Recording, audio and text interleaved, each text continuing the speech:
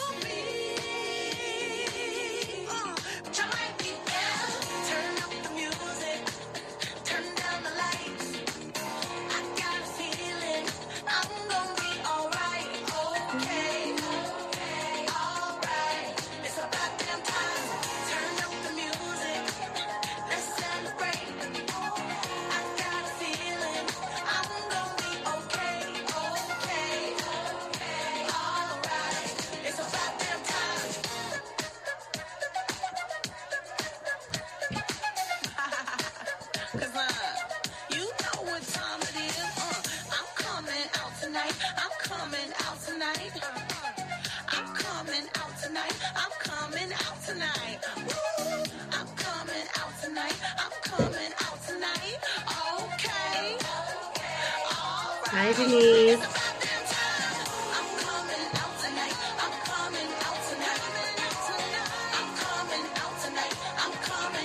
Awesome.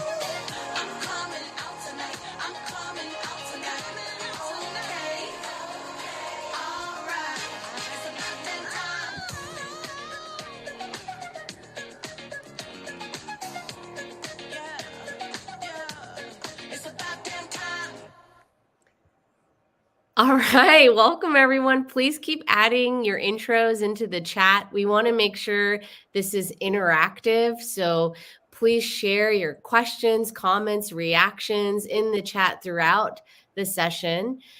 So happy to see a lot of Montessori folks. I was just at the National Center for Montessori in the Public Sector Conference this past weekend.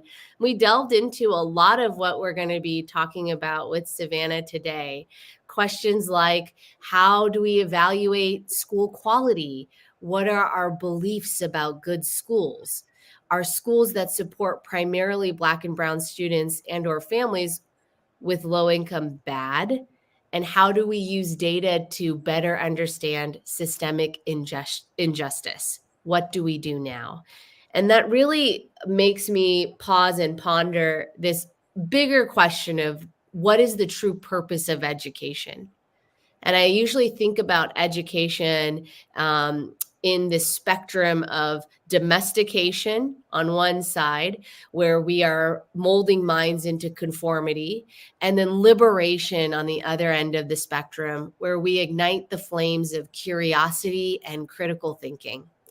And that really brings me to this quote from Paulo Freire. I'm going to share it in the chat as well, where he says, education either functions as an instrument which is used to facilitate integration of the younger generation into the logic of the present system and bring about conformity, or it becomes the practice of freedom, the means by which people deal critically and creatively with reality and discover how to participate in the transformation of their world. How are we doing that in American public schools? How are we not doing that in American public schools? In today's webinar, we're going to delve deep into the myths that Savannah and I believe are killing America's schools, and really reignite this belief in the promise of public education. What is possible? What is that promise? And how do we collectively work toward it? So without further ado, I want to introduce Savannah Keith Gress. She's a dear friend. I'm so happy and honored that you're here, Savannah. Thank you for joining us. Savannah is the founder of Liberation Collective, supporting communities to break free from oppression, and has specific expertise in dialogue facilitation, systems thinking, relational design, data storytelling, and transforming relationships and systems for justice. Savannah has a background in education policy and using data for social change. She and I met when we were both at Harvard for grad school, and we were partners on a year-long project working in the Malden Public School District. It is the most racially diverse school district in Massachusetts, where we conducted focus groups and collected this data to help make sense of how we measure more equitable systems of belonging. So I've learned so much from Savannah. I'm continuing to learn with Savannah. I know we're going to learn so much today. So Savannah, thank you for being here. I'm going to pass it to you to take it away. Yeah, thank you so much for having me, Daisy. I'm always glad when you and I get to talk. I feel like we're always pushing each other and learning more. And so really excited to be here with the Embracing Equity community. I've gotten to participate in many of the other webinars, and I'm really excited to hopefully contribute something to this space and be a part of the conversation. So I look forward to your questions and thoughts and feedback. So please keep track of those as we go through. Yes, there we go in the chat. Thanks, Daisy. All right, so I'm going to jump in. And as Daisy mentioned, I have an organization called Liberation Collective where we're working for our collective liberation. And this is really a space of collaboration. None of this work is done alone. Unfortunately, today you're going to see more of the Savannah show than you do in anything else. So hold that in mind. And if you see opportunities to connect and collaborate, please reach out, never hesitate. You can see here that we're working with organizations, which are schools or religious institutions, nonprofits, any type of organization and communities, as well as individuals who want to get free from the systems of oppression that live and move through us, within us, through our relationships, and also the systems that are all around us and that we often have power over in ways we may not fully see. I want to acknowledge some of the positionalities I bring into the space. I identify as a white person of European descent. I identify as a woman who's cisgender and straight. I have aspects of able-bodied privilege, so to speak, while I also struggle with disability from multiple chronic illnesses at times. I have economic comfort and at the same time have experienced classism over the course of my life, as well as sexism. And so I'm really on this journey of healing from the ways that oppression has impacted me and the ways that I've been conscripted into oppressing others. So that's where I come from. It's a lifelong journey. So where you see areas for my ongoing learning, I am always open to and grateful for insights and feedback along the way. So with some of that in mind, I want to share that today's conversation is I'm really excited about is going to be a fast-paced overview of this important topic. And I'm also going to be doing a 3-part series. This is the feedback I've gotten along the way, is let's break it down and have more time to process. So if that resonates, or if there are others who you think might want to join the conversation in the future, feel free to look on our website and register for this starting next week. And so without further ado, here's kind of our flow of our time together today. It is going to be a fast flow. I expect it to feel a little bit like drinking from a fire hydrant at times. But we're going to go through some caveats, talk about why this conversation around myths feels very important, and dive into the myths as well as specifically what we can do about it. So without further ado, let's look at a couple caveats. One is I'm optimistic and delighted that we represent multiple roles here. Some of us wearing multiple of these hats as caregivers, as educators, as education leaders and policymakers. And where we're operating from at a given moment can sometimes influence what our takeaways might be. So I'll do my best to call out when I'm speaking to a specific group.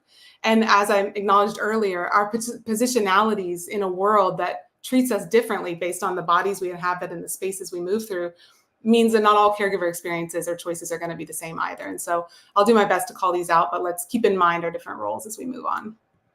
The first caveat is specifically for families or folks who are in a parenting or caregiving role, which is we're going to be talking about school quality today. And I want to acknowledge that it's going to be a real flat discussion, that school quality is many things. It is certainly not one thing. And it's going to sound a little bit like that in this conversation. I'll get to why. But I want to just be clear that when you're thinking about schools for your family or for those that you care for, it can and should depend on your own specific values, your needs, your interests, your heritage, etc. So that's an important piece to keep in mind. Another is we're going to be using standardized test data as one of our data points today. And we all need to be informed about, if we're interacting at all with the education system, the history of these tests. They were specifically designed to provide so-called evidence of racist ideas that some groups are biologically superior to others. Of course, that is entirely false. But this is from where they come, and they were used, they were created to exclude groups of folks from education with the idea that it would become diluted.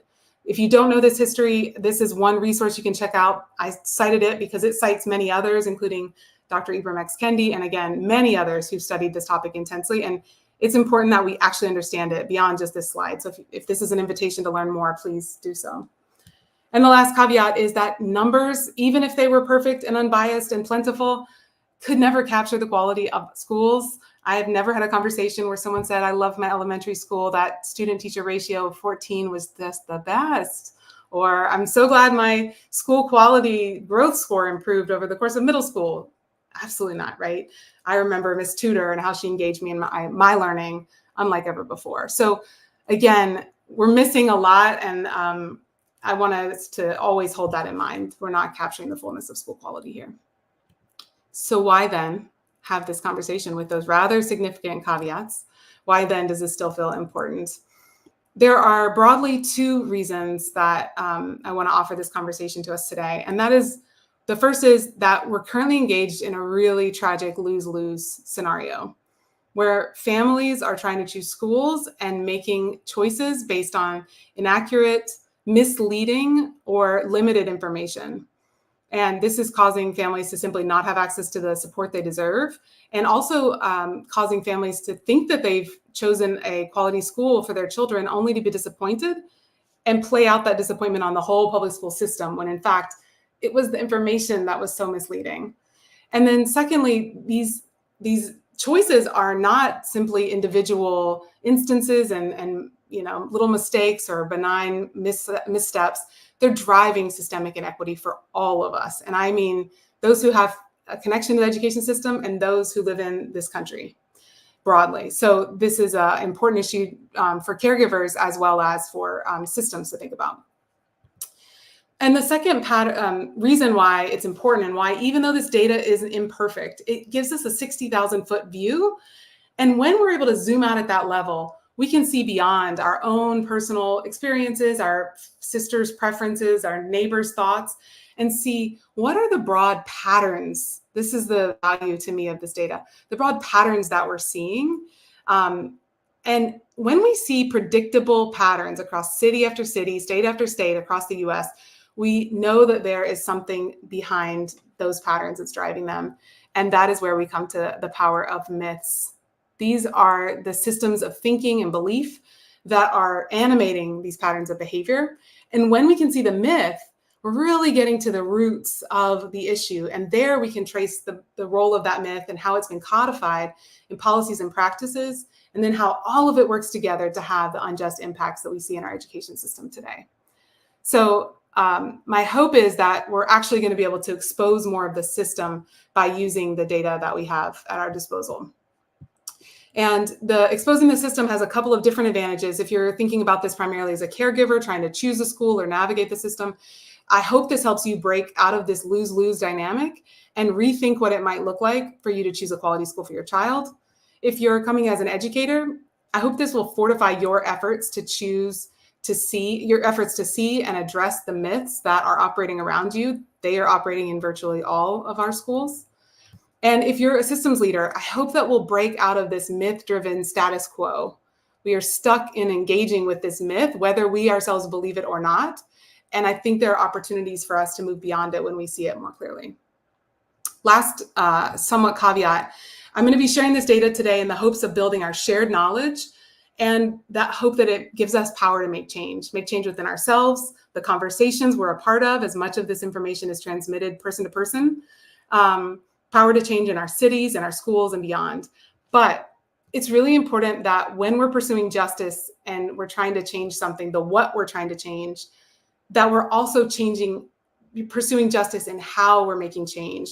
And one of the deep inequities that we see is that data is elevated as the most valuable, sometimes the only valuable type of knowledge. And in doing so, we're falling back into the supremacies that I hope that we're here to interrupt. And so I want us to know we're going to be looking at data today, not because it is the only way to know this information. And in fact, many will recognize this information, will have known this for a long time. And that type of knowledge is what we think of as experiential knowledge, and is as valuable, and in many cases preempts. It comes to us much sooner than the data can get to us, and is a valuable source. We also have cultural knowledge, information that was handed down to you, not through spreadsheets or charts. And we have historical knowledge, research knowledge. There's other types of knowledges that are really important. And I don't want to suggest that the type of knowledge we'll be seeing today is more important or should be more highly valued. In fact, because we have not valued these others, we've gotten ourselves into this challenge more significantly.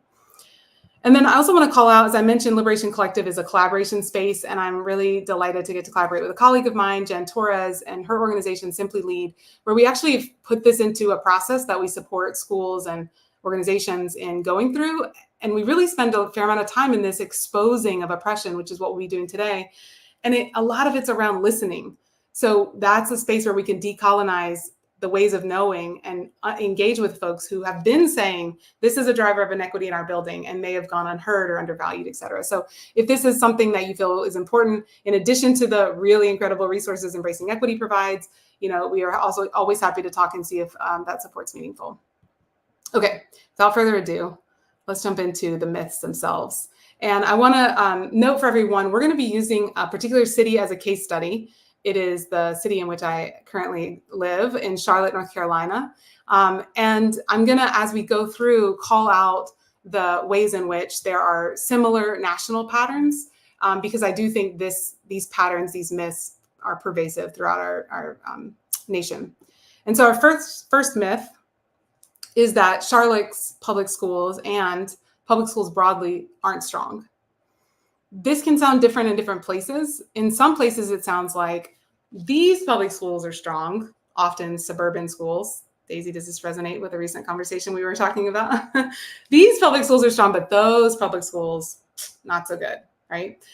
It also can sound like these public schools in my little corner of this district are good and the rest are bad. And we should actually create our own district. And so we've been seeing nationally a pattern for over a decade, well over a decade, of school districts cordoning off particular public schools and seceding from their district.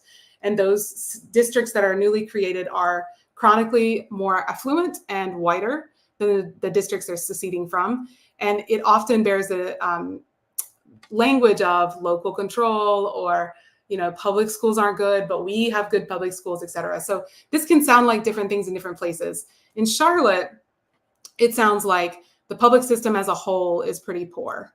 Or in North Carolina, this is true. We have a serious underfunding of teachers, we just can't keep teachers. This system's a joke. By the way, when I present this to Charlotte folks, I don't share this slide because the sentiment about Charlotte schools being poor is so widespread, including across racial identity groups, across class lines. Folks broadly hold this perspective. And it was captured in an article from this December where Sarah K. Mooney mentioned that, there's just this general sense of angst and panic. And, my daughter just turned 3, so 2-year-old, and she's behind, or this parent, or they are behind on their school search process, right? So there's this feeling of being overwhelmed, anxious, et cetera. I know this reflects many conversations I've had with folks, and I expect that you experience some sense of this from your school district as well. What's perplexing about this sentiment in Charlotte is that when we look at standard information that folks think of as indicating school quality, we find that Charlotte is quite high performing, if you will. Charlotte, when we compare it using this assessment called the National Assessment of Educational Progress, which is held as a high standard of assessment quality, Charlotte ranks number 1. Out of all of these large districts, it beats the average national public school, the North Carolina average, the average large city. And we see this is in 8th grade math, but similar results hold true in the other measures on this test: 4th grade math, 8th grade reading, and 4th grade reading. And when I show this to families, they're typically really astounded. This really contradicts the concepts about that we hold about the school district as a whole being not so great. So why might that be? Okay, so let's dive in and look a little bit beneath the hood here. I'm going to now show us some data about the enrollment patterns here in North Carolina broadly. This is not going to be Charlotte specific at the beginning because of data availability, but I can confirm that the patterns do hold true here in Charlotte-Mecklenburg. So we see overall in the past, we're looking at 30 years of data here. We can see that enrollment in North Carolina has been growing. Kind of this mountain shape here tells you it's been increasing. There's a pandemic dip, but overall the last 30 years, we've seen pretty significant increases. If we look at student groups, we see something similar. We see for Asian or Asian American identifying families, there's been a significant increase, both in the percentage enrollment, which is the darker line, and in just the total number of students, which is the mountain, if you will. We see the same broadly for Black or African American students. We see it kind of holding steady or growing here, and then this drop off, which I think we can reasonably assume comes from a change in the data. The state started asking families, giving folks the opportunity to identify as 2 or more races. And so we think that some of that shift is just families identifying differently. And so my assessment ultimately is that it seems like Black or African American student enrollment has held about steady. And for Latinx or Hispanic families, we see a really marked increase over time, going from 1% of the population to 21%. So in summary, families of color broadly have held steady or significantly increased in the district for the past 30 years. One group has seen a decline. White, those who identify as white or European American, have significantly decreased from 66% of the population of public school students in North Carolina to 44%. And we see that's also not just a percentage, but as total number of students have declined. And that's particularly surprising since 66% of North Carolina is white. If you are familiar with education data or the history of education in the US, you're familiar with the concepts of white flight. And there are ways to prove this. I'm not trying to prove this with hard evidence and make the case fully here, but I think we ought to be curious when we see patterns like this, how this relates to the narrative of public school as bad. And so alongside that, I also wanted to share public school enrollment data, which is what we would expect that typically accompanies white flight when that is what's happening in your district. We are seeing private school enrollment tick up, along with you would see folks moving to more affluent or whiter districts, and increase in charter school enrollment in cases in which that increases segregation. So let me kind of provide a little summary there. We have this myth that Charlotte's public schools aren't strong. We have the information showing us that white and affluent, I'm adding affluent there even though we didn't see that evidence, because we do understand that affluent families of multiple racial identity backgrounds are also shifting away from the public school system. And we see that broadly, the results in the school district are quite strong. But we might wonder, maybe this is because within the school district, those families that are leaving are actually not having as strong an experience as the data initially reveals. So I want to take us now to look at this data from the New York Times that was published in 2016 that compares districts, which is often really hard to do, and give us some insights about the nation broadly as it relates to this topic, and let us see what's going on. So here you can see that along the bottom, looks like you can't quite see it on the slide, but we're actually seeing parents' income. So on the left are families with lower economic opportunity, and on the right are families with more economic opportunity. And this side, we see the number of grades ahead or behind students are in that school district on average. And then these bubbles are school districts. So a larger district is reflected in a larger bubble, and smaller districts, you have smaller bubbles. And here you can see Charlotte-Mecklenburg schools. Charlotte shows up about middle of the pack in terms of socioeconomic status of families, and about average or above average overall in the way that its students are performing. Also called out a couple more here that might be of interest. So Austin Public Schools, you can see here, is a little bit below average on grade level. And you can also see Washington, D.C., a context I tend to be more familiar with, where on average kids are 1.5+ grade levels behind. But the reality of America's public schools and our data is really obscured if we look at the data this way. So the article goes and breaks it down further and shows us how racial identity is at play in this context. So now you can see the same information, family socioeconomic status and grade levels ahead, but now you see the white students in a given district are identified with a pink bubble, the Hispanic or Latinx students are identified with the blue bubble, and Black students are identified with the green bubbles.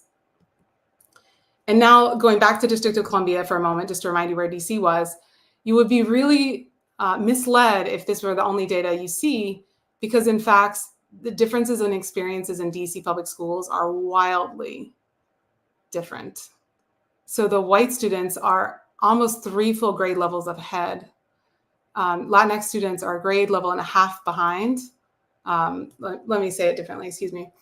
White students are being supported to achieve at almost 3 grade levels ahead. And our schools are ineffectively supporting our Latinx students such that they're demonstrating a grade level and a half behind. And Black students are being even less well supported to be demonstrating 2.5 grade levels behind average.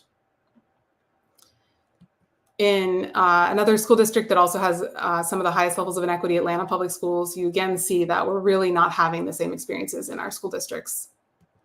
And here you see the results for Charlotte-Mecklenburg schools. Again, wildly different experiences for our families in our schools. And the article makes a point to assure that we don't leave with the impression that this is ultimately about socioeconomic status. Here, the researchers call out specific instances in which students of color have roughly the same or even higher socioeconomic status, and still those students are not being supported to achieve at the level of their white peers. So we see that race and class, of course, has a significant impact on the experiences at school, in our schools.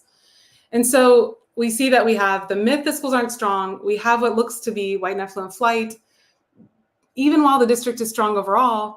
And it's particularly strong for the very families that are leaving the school district, right? At the same time, we see widespread inequities by race and by class within our schools. And so I want to touch on one other aspect of this concept of movement in and out of districts and the narratives we tell about our districts, which is maybe there are better schools nearby and families who have the economic means are just accessing those better schools. And oftentimes those can be private schools. So I want to offer a couple considerations about how private schools factor into this conversation. But before I do, I want to be clear that we're going to be painting private schools with a really broad brush, and private schools are lots and lots of things. There are religious institutions, there are institutions that preserve linguistic heritages, private institutions that affirm justice and liberation teaching and support students in developing a concept of themselves that's rooted in liberation ideas. And so there's a lot of different things that happen in private schools, and there are lots of valid reasons why families might choose private schools for themselves. I'm going to be focusing primarily on the academic reasons that families might want to pursue private schools. And I want to provide the context that many of us know, and if you don't, I encourage you to look into the history that private schools have served as a haven and have been constructed for families fleeing racial justice and integration of our public school system. So we have segregation academies that popped up in the 60s and 70s that specifically serve this role. So it is very reasonable to question what role private schools broadly and one's particular private school choice might be playing in the broader conversation about segregation and racial injustice and class injustice in our schools. Also, there's not an expectation of academic transparency typically for private schools. So we don't have private school data to look at. It's not widely reported, if it's reported at all. And even when public school data is reported, it's important to be mindful that private schools typically are certainly not required and typically don't accept students who matriculate mid-year. Students who come in speaking another language and working to learn English are not required to accept students who have different disabilities. None of those are required. In fact, you're very often required to pass an exam and demonstrate a certain type of characteristics in an interview, et cetera, in order to get in. So when we're comparing information from private schools, and if you're a caregiver considering private schools, be very alert to the apples and oranges considerations that are at play there. So some of the best data that we have on private schools comes from a study. Again, I mentioned it's hard to get the data. There's not widely available data, and the demographic and the groups are different in meaningful ways. But we do have one that comes from Boston where some really highly regarded researchers studied exam schools, which are broadly considered to be like public versions of private schools. And you're welcome to look into this study. It's called the Elite Illusion, which gives you a sense of its findings. It reports that there is not an increase in cognitive achievement. And they specifically say, exam school students typically do have good outcomes, and most of these students would have done well without the benefit of an exam school education. So that's the question, is would the students have done the same in another institution? And then similarly, there's a question about a peer effect that often comes up with families. And they also conclusively express that families have either mistakenly equate attractive peers, I wish there were air quotes around that one, with high value add, but that would be a mistake, or they value these schools for reasons other than their impact on learning. It seems entirely reasonable to me to value a private school education for reasons other than their impact on learning, but we don't have widespread evidence that there's a private school system that's better than the public school system, even if there are individual schools that are a better fit for your family. And I also wanted to just, again, caution families, this is specifically for caregivers. There are instances in which we do have evidence that some private schools may leave students less well prepared academically, which should only be one consideration, not the only lens you're thinking about schools from. But we can see this example of students who started public schools with similar skill levels. And then we see that in this particular study, actually it's 3 different studies that found a similar pattern. The Catholic school students were slightly behind, 3 to 4 months behind by 5th grade. And then there is a rather strong finding in the research that conservative Christian schools in particular tend to have less funding and overall have lower math and reading results. This is research each family can look into as needed on their own, but I just wanted to give you a sense. But as we zoom out at the institutional and systems level, what it says is this idea that public schools are not good and therefore we need to leave to go to something that's better just isn't well supported by the evidence. In fact, we do find these spaces on average tend to be more racially and socioeconomically segregated, but we don't find compelling evidence that learning is happening at greater rates in these institutions, even if there are one-off instances in which that may be the case. Okay, a lot of data. Let's synthesize. Daisy, you have a question? Yeah, Savannah, before we go on, can you speak to what increased cognitive achievement means? Yeah, this is language from the research, as you might imagine, but it's specifically talking about we don't see gains on across. I think they use a pretty broad array of different tests, and they're not seeing that students perform better than their peers who remained in the public school system. They do talk about other, like you may imagine that in a private school, folks may go on to have more prestigious jobs and earn higher income. Right. And they don't discount that that's possible, but it's not because folks learned more in the private school. Maybe a reality of networking and other things that are at play and have their own set of considerations. Yeah. Yeah. And that kind of relates to this other question of what does attractive peers mean? Attractive peers. I can go back and look at how they defined it. I feel like air quotes are needed there. There is a fair amount of research about so-called attractive peers or high quality peers. All of it feels really laced with assumptions. The hierarchy of human value feels like it's being called out expressly there. And I personally think it's a really problematic concept, but it is nonetheless in the literature. So I wanted to, and families find coded ways of asking that question often. Right. And so I want to just preemptively respond to that view that is alive and well. Yeah. Thank you for that, Daisy. Thank you. Great. Okay, so I want to offer a lens on understanding and exposing the system that might actually be at play here. And I also want to be clear, my goal isn't necessarily to convince you or to suggest that this is open and closed, compelling evidence, but rather to suggest that for those of us who see this in some ways already in our work, there might be a way to kind of break this down that gives us more levers that we can address, whether we're moving as caregivers or educators or systems leaders. And so we start with this myth, this idea that public schools aren't strong, and we can look and then identify these patterns of behavior that we've seen through the data just now. So we see white and or affluent flight, and this narrative of a bad district. Now, none of these are policies or practices, right? No one's saying you have to leave the district or saying that you have to think of it badly. These are widespread, broad patterns. And I expect that if you look at your public schools, you'll find them as well. I call out another one here that we didn't look at the evidence on, but is another pattern that typically emerges, which is white or affluent families use the threat of leaving as power to get more of what they want. That may be showing up around you. And just to note, there are others that are well-known patterns that emerge from this idea. We also see policies and practices at play. I think any supporter of the public school system finds it tragic, the recent law that was passed where opportunity scholarships are available and they come from the funds of public schools and go to private schools. That's been in place for some time, but now your income is not a factor. Any family, including families who've long been attending and paying full price for private schools, can now access the support. It is a really tragic manifestation of this belief, or a broader strategy, if you prefer that. And then nationally, we see this wealthy and white area seceding. Thankfully, we don't see that in Charlotte yet. I hope we don't in the future, but those are also manifestations. And the impact is the defunding of our public schools, a system for the rich and a system for the rest is certainly long been in place and is growing. Cycle of just ongoing and increasing segregation along both race and class. There's also this somewhere over the rainbow thinking that if only the school district were good, if only the superintendent were better, if only this, and that actually gets in the way of our ability to address what we know are factors that are driving injustice. And ultimately, I think it's important to point out our children absorb these ideas, the ways that we enact our hierarchy of human value through our choices.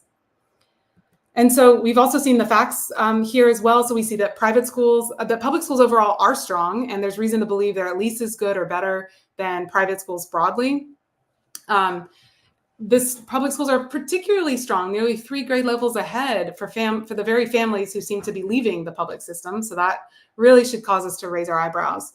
And it's not a system that's strong for everyone. We have widespread inequities based on race and class in Charlotte and in our nation broadly. And so when the picture starts to look like this, we know that there's actually something else deeper even going on. And that's actually the role that myths play. Myths tend to function to obscure the actual injustice that's going on, in fact. And so in this case, we see this is the broad pattern, and there's several good research studies that really catalog this and follow this. If you're interested, feel free to reach out. As school districts become less affluent and less white, these very families define the school district as lower quality, irrespective of the evidence, right? Then we see an increase in folks flocking to exclusive, not just exclusive, but exclusionary, segregated, or curated diversity communities where opportunity is concentrated. Resources and opportunities are poured into these spaces. And the effect of this is to preserve the advantage based on race and class and maintain the system. And equally or more importantly, it obfuscates and hides this widespread racism and classism, and therefore prevents us from solving the actual problem at hand and maintains the system. And of course, just to be clear, this is in and of itself is racism and classism in action as well. So if you're defining a school district as lower quality as it becomes less white and less affluent, that is inherently a racist and classist belief, and these actions are emerging from that, even if you are not openly espousing these views, or even if you wouldn't believe these on face value. It typically operates, as James Baldwin says, I think I'm getting it right, that ignorance combined with power is the greatest adversary of justice. You don't need to be intentionally doing it to nonetheless be perpetuating this inequity. And so if we're able to see that as caregivers, if we're able to see this injustice, we can break out of this cycle that we have to have the best, and the best is always going to be defined in this system as more affluent and more white, Daisy, right? This is, again, coming back to some of our conversations. And instead, decide that what you want for your child is a quality school. Our family has chosen an incredible, high-quality school. I do not want my school to be better than the school for Daisy's family. I want both of us to access a high-quality school for our kids. And specifically, we can choose to identify schools based on our children's needs. If your family, if you're raising children or parenting children who are likely to experience marginalization in the public school system, that is a very valid need for which to choose a private school option or any school in which you need to to care for your child in that way. Excuse me. If your child needs to build resilience to these myths, which is one of the needs for my children who are growing up as white children in America, that is a factor in how we're choosing schools for our children. And so we have new ways of thinking about how we might move through this unjust system as caregivers when we are able to step out of this paradigm. Similarly, as educators and systems leaders, the need is to focus on the barriers that are driving inequity and addressing those barriers and providing the equitable support.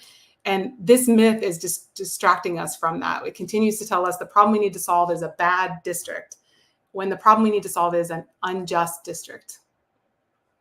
Yeah, that's a great distinction, because it's so often presented as a binary of the whiter, the more affluent the district, the better. And then the more diverse, it's like you're going to compromise. Someone recently told me, as I'm looking for a public school for my own child, oh, you're going to have to sacrifice diversity for quality. It's such an ingrained myth in our conception of schooling.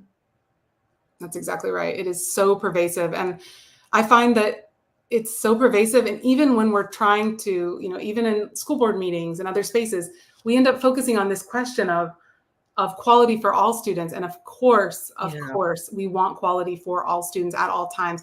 But the biggest impediment to quality for all students is injustice. Yeah. And so when we're not focusing on that, we're missing the opportunity to address the real barriers that are there. Mm-hmm. So, in this model, my hope and belief is we can have investment in public schools, meaningful integration without the need to save, because we've understood that these districts are not in need of saving, they need of addressing injustice. Fewer barriers, more equity, recentering of the needed expertise, which is families who are seeing, understand inequity, and are ready to point that out and address it. And then our children can build resistance to these myths as well. Yeah. All right, we're through one myth. Do you think we should try to go through one more, Daisy? Yeah. We're tight on time here, but it's a lot of information. Okay. All right, I'm going to keep us cruising in that case. And again, feel free to come if I love engaging with all the questions, and we'll have some time for that. I'll save some time for sure. But I'm also happy to go through more of the evidence in other space. So the second myth, this is the public high school that my family was zoned for when we lived in Washington, D.C. I find this to be an exceptionally gorgeous building. It's also been recently renovated. This is a school with IB programming and a health sciences certification process, et cetera. Beautiful school, which certainly made it surprising when I went to drop my 3-year-old off at daycare. And a professional white man said to me, speaking to our 2 kids, where am I going to send my kids to school? Because we're certainly not sending them to this school. Have you seen that school?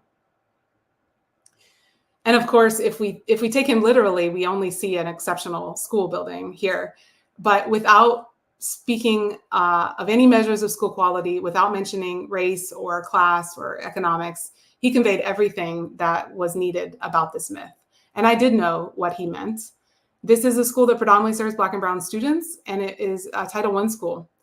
And in that moment, white person to white person, we transmitted this myth to one another. He distilled what he'd learned over the course of his lifetime about school quality and the assumptions that now drove him to not even look at or consider this school. And it leads us to our second myth. And I just want to hold and acknowledge it's a painful myth, and it is grounded in the deep anti-Blackness of our nation. And so I offer this myth knowing that it's a hard one to look at, and knowing that it is driving inequity and injustice throughout our school systems routinely. And the myth is that schools serving mostly students from families with less economic opportunity and students who are Black or Latinx are not as good. This myth has been the subject and the driver of rapid resegregation of Charlotte. If you know the history of the city with segregation and the Supreme Court, it's a fascinating history. And around in the early 2000s, Charlotte was released from a court order to desegregate. And we have seen the rapid resegregation of our public schools in the last 20 years, very tragically after some real gains in this area over the time. And so I want to just take us in. We covered most of the ground in the first piece so that we can actually move through this somewhat quickly, but I do want to show us a little bit of Charlotte-specific data. And I know we're not all familiar with looking at data all the time, so I just want to orient us real fast. This is going to be the growth score, the average growth score for schools. And the growth here, this is the information that comes from the North Carolina Department of Instruction, who provides this data. So here we're looking at a measure of students' progress or growth over time. So this is telling us how far the student moved forward. There are usually a lot of good questions about growth. I'm going to skip the super minutia right now, but I'm really happy to talk about it later. But know that this is not a measure of where a student is today, but how much progress they've made over a year's time. And we're going to be seeing that compared to the demographic makeup of a school. So on the bottom here, you see the percentage of students in this school who are identified as economically disadvantaged, receiving free and reduced meals and other services. And individual schools are going to be represented with the circle. And these are specifically public schools. They're magnets, charters, and traditional schools here in Charlotte. And so you can see here that this school, for example, is a school that has a high percentage of its student body identified as economically disadvantaged and a very high growth score. We have this school that has a very high growth score and a very small percentage of students who are economically disadvantaged. And here we see lower growth scores and fewer or more percentage of students identified as economically disadvantaged. And one more chart, this is the same information, but with the percentage of students who are identified as Black or Latinx in that school community. So one thing I want to point out here is something that looks really different than the data we saw with the districts. We saw that tight line, which shows that really strong relationship between the two variables. Here we see more of a cloud, which is positive. This is what we want to see. We see some schools that are serving a high percentage of economically disadvantaged students and are supporting those students to grow and learn effectively. And then we also see the same thing with schools who are serving majority Black and Brown students. We see schools that are not supporting, that have a smaller percentage who are Black or Latinx or low income, who are growing their students. And then we see the opposite.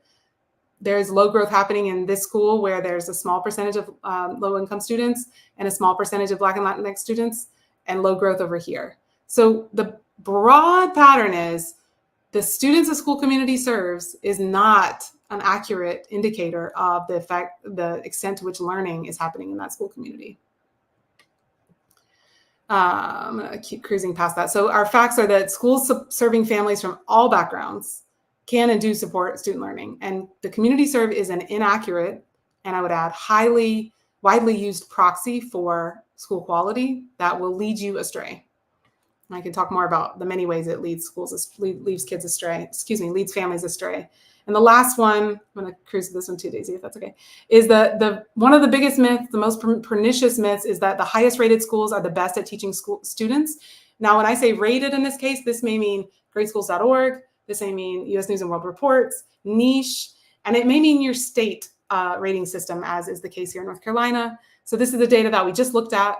And the schools at the top are the schools where they're exceeding the growth expectations. Kids are growing more than would be predicted on average for those students. The yellow is where we'd see kids growing on average, and the red is where kids are losing progress. Like they're not making the gains that are needed to stay on track.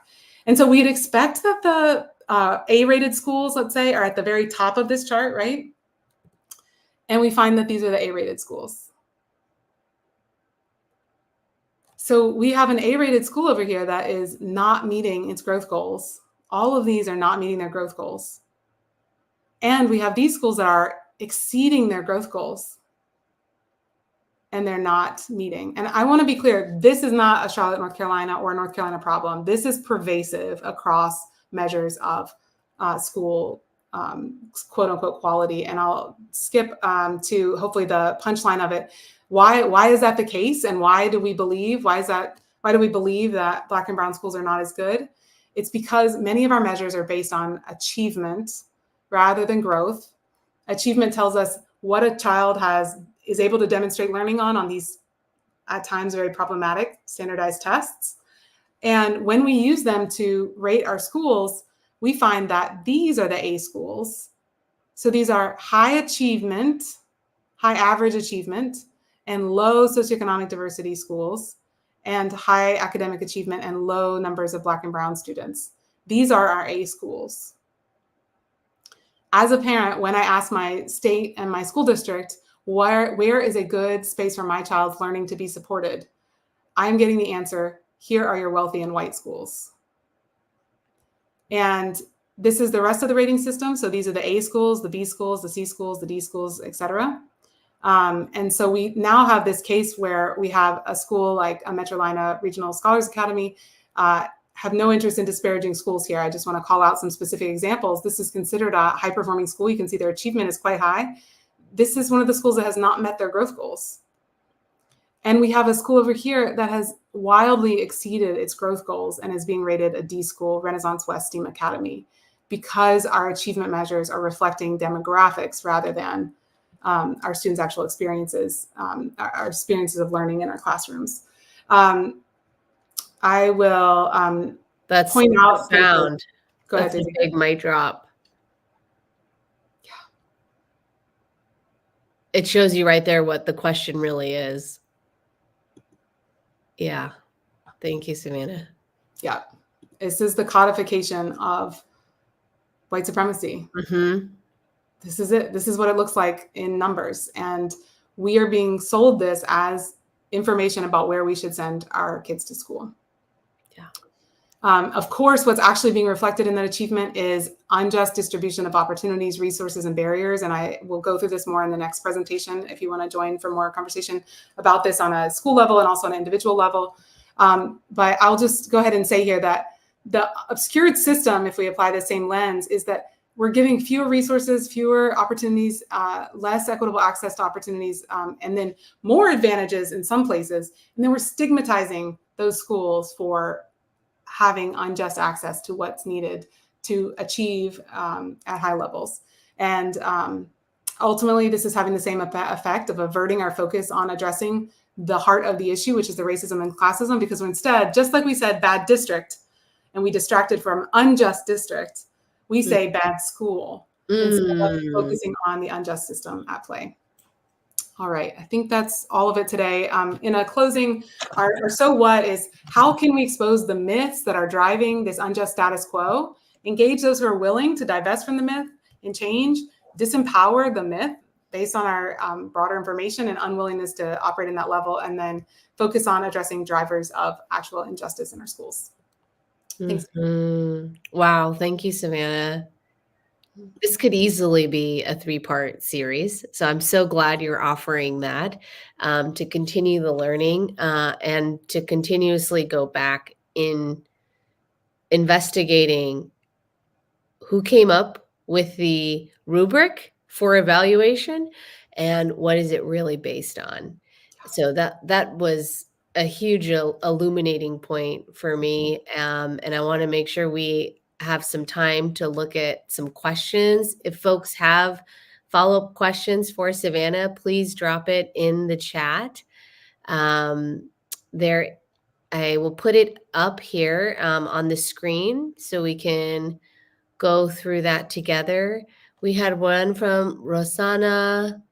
Did all of the public schools research showed they were stronger than private schools? Yeah. Academically? Yeah, I can, Rosanna, I can show you some research on this. I hesitate to make really broad level claims about public versus private because they're so specific. And I don't want to disparage all private schools. It really isn't the point. But I hope the point that was made today was that when we say the public school districts are bad and we go to private, what is the evidence for that? Is there a real evidence there to suggest that that is the case? Or are we following the fear-based language that is just telling us to leave this system? And the result is we're ending up hoarding resources and maintaining race-based and class-based advantage. So I'd love to chat more if you're interested in emailing Rosanna, and I can show you some of those specific studies.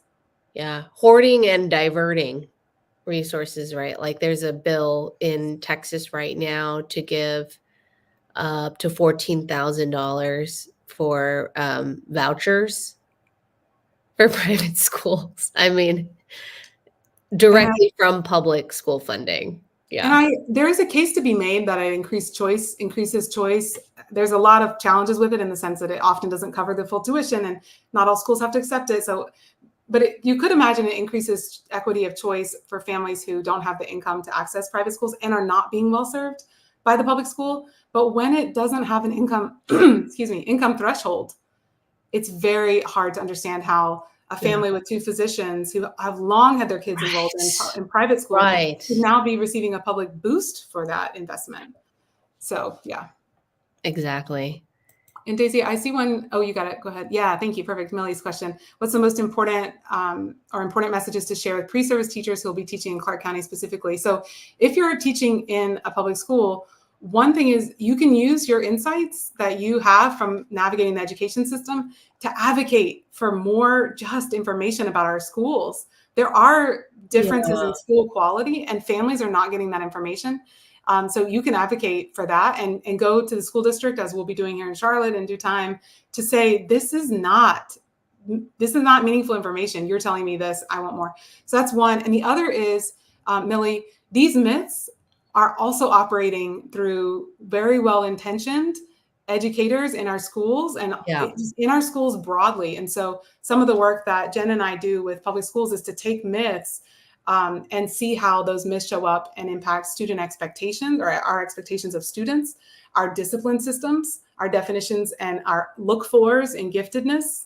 They show up pervasively. They're not just limited to this initial process. So really looking into deficit myths and narratives, normativity, and some other things that we support communities in developing the skill to see are incredibly important as you're doing your pre-service training. Great. You've rightly pointed out how problematic it is to interpret data grounded in standardized test scores. Can you discuss findings from your own research? I believe you've mentioned that you led some focus groups. Is that right? Oh, Daisy, should I pass this one to you? No, you can. There is a lot of qualitative evidence that we can look at about how families make choices for schools that reveal these very similar patterns. And one important one to call out is, again, a painful one, but reality that all families from all racial identity groups exhibit anti-Blackness in school choice, except for Black families. And so that actually comes from both, I believe, quantitative and qualitative research. And so I can share some findings from our own research. I'm actually really interested in some research with teachers to figure out what myths or accurate beliefs are at play when teachers explain the differences in how our kids are supported in our schools, so that we can capture more of how these myths are at play that we encounter often when working with schools. But I don't really have those totally ready to go. I would just say that these myths are alive and well, that they're functioning in many, many, many different ways in our education system. This is just a very few. Yeah. And the focus groups Savannah and I led were specifically in the Malden Public School District, where we saw, the most racial diversity in the student population, with a 98% white staff. And so we led focus groups with the 2% of teachers of color. And we're able to uplift and really spotlight those marginalized voices and the experiences and observations they've had in this, incredibly diverse district, where as educators, they were still marginalized. And that, Daisy, that point goes back to the point that I hope to make at the beginning of the presentation around, if you want to research it more, it's around epistemic injustice, but it's devalidating some ways of knowing. So yes, exactly right. The teachers in those focus groups could tell you so much of this. They know this, they've seen it time and again, and we heard all about it. Why then is that expertise not being used as a source of understanding in that community to drive efforts for justice? Of course, that was our goal and our initiative in that case. But why does it take grad students to come in and say, we're going to validate this through qualitative research, and now I'm going to hand it to you in a report and it's valuable? No, these voices are here now. And it's really vital that we be listening to this information as it is given to us. Absolutely. Yes. Thank you so much, Savannah. This has been such a powerful and inspiring webinar. I'm really grateful that you are sharing your expertise and making us really look at data differently. So thank you. Well, thank you, Daisy, for the time and the space to have this conversation. I hope that we are able to continue. For those who had questions and we didn't get a chance to answer them fully, please do reach out. This work is really important, and we've been seeing really powerful changes within schools, and there's within religious organizations and with other groups. So please reach out if you see space for this, for your own learning or with others, including, as someone mentioned, colleges of education. We need to be coming into our schools understanding how these are at play. So thank you so much for the time, Daisy. Thank you, Savannah. Bye.